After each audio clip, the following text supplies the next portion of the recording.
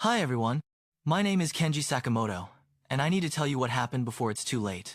I saw something I wasn't supposed to, something that has put my life in danger. It all started last night. I was walking home from my late shift at a convenience store. The city was quiet, except for the occasional car passing by. The streetlights flickered, casting eerie shadows along the sidewalk. That's when I heard two voices arguing in an alleyway.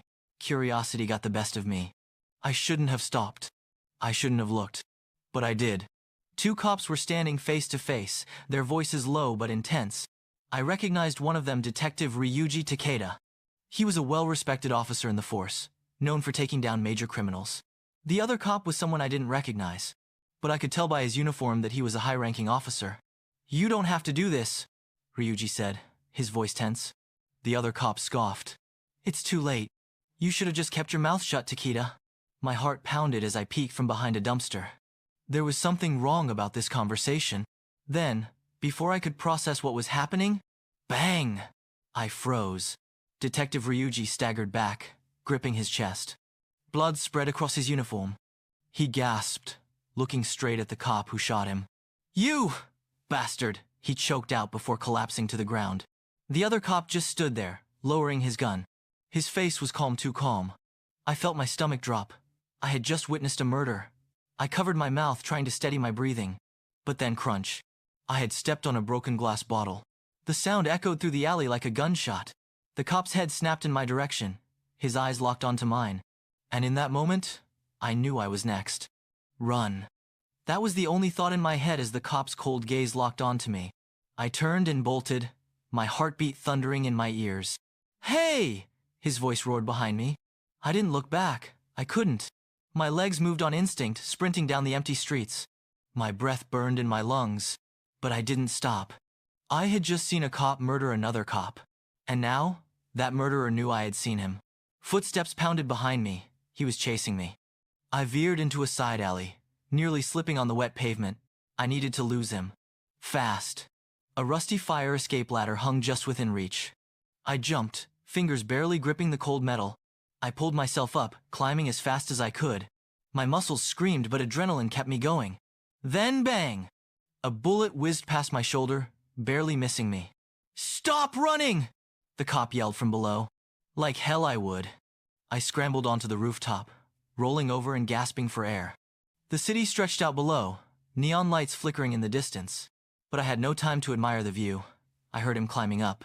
Desperate, I ran across the rooftop, leaping to the next building. My foot barely made it onto the ledge, but I managed to pull myself up. I kept running, hopping across rooftops like I was in some kind of action movie. Except this was real. I glanced back. He was still following me. Who the hell was this guy? How could he be so fast? I needed to disappear. Now, up ahead, a rooftop door was slightly open. I dove inside, shutting it quietly behind me. I found myself in a dark stairwell. My chest heaved as I listened. Silence. Had I lost him? I crept down the stairs, heart pounding. I needed to call someone. But who could I trust? This was a cop who killed another cop. That meant this went deeper than just one corrupt officer. I reached for my phone and a hand clamped over my mouth. I struggled, but the grip was ironclad. "Shh," a voice whispered.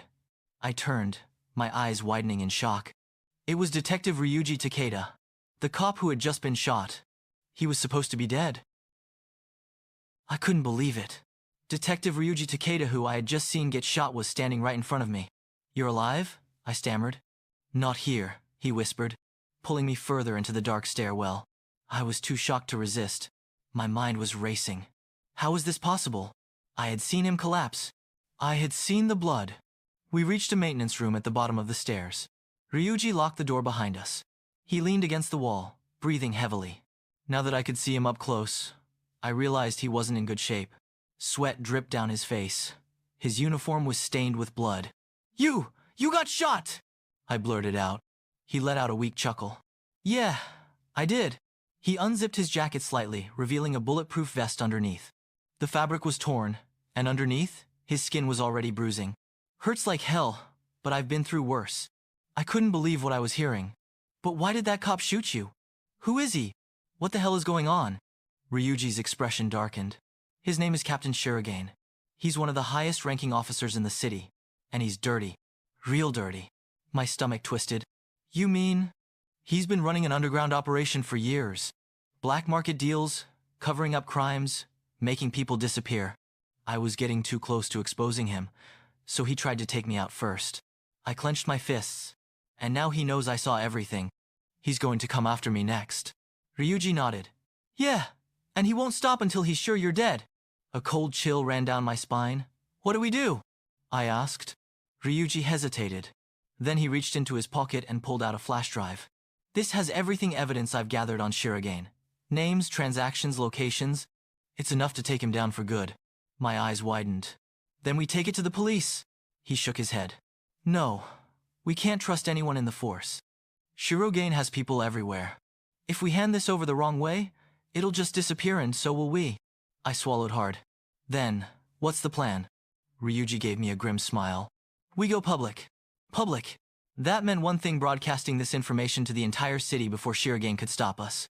Suddenly, a loud bang echoed from upstairs. Footsteps. He had found us.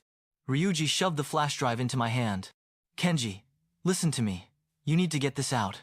Whatever happens, don't let him get his hands on it. But, go! He hissed, shoving me toward the back door. I ran. I didn't look back. Gunshots rang out behind me. I kept running, gripping the flash drive like my life depended on it. Because it did. And as I disappeared into the night, I knew one thing for sure: this wasn't over. Not even close. The end.